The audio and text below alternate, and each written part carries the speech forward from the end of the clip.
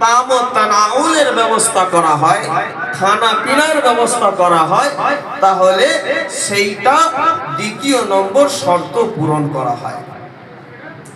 তৃতীয় নম্বর শর্ত হচ্ছে ওই ব্যক্তি, যে ব্যক্তি এই কোরআনী নুরানি মাহফিল মজলিসের জলসার যে অনুষ্ঠান করবেন, ওই ব্যক্তি তার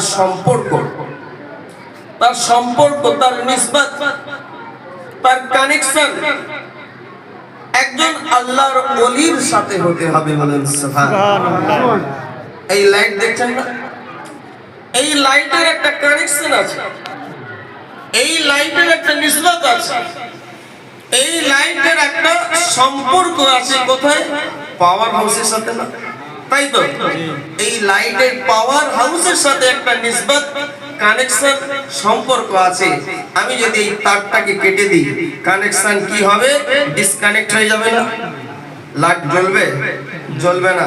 তো কামিল মুর্শিদ আমাদের বলেন যে এইরকম যেভাবে এই লাইট জ্বলছে, তার পাওয়ার হাউস অন্য জায়গায় আছে।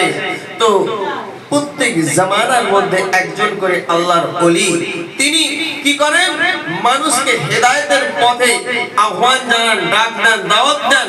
সেই আল্লাহর ওলির সাথে যার নিসবত থাকবে, সম্পর্ক থাকবে, তার সঙ্গে সেই রুহানিয়াত, সেই মারিফাত, সমস্ত কিছু ফয়ুজ ও বারাকাত তার সঙ্গে কি হবে? কানেক্টেড থাকবে, সংযুক্ত থাকবে।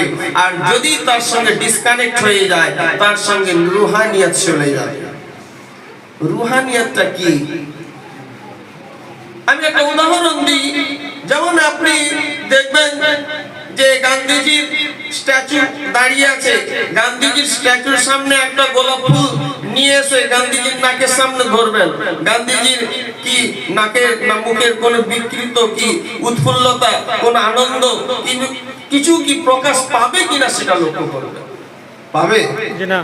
গান্ধীজি স্ট্যাচুর সামনে একটা গোলাপ ফুল ধরলেন, গান্ধীজি ওই গোলাপ ফুলের ফ্যান এরকম করে টানতে পারবেন? পারবেন না। কারণ তার মধ্যে তো রুহানিয়ত নেই, তার মধ্যে সেই জিন্দেগি নেই।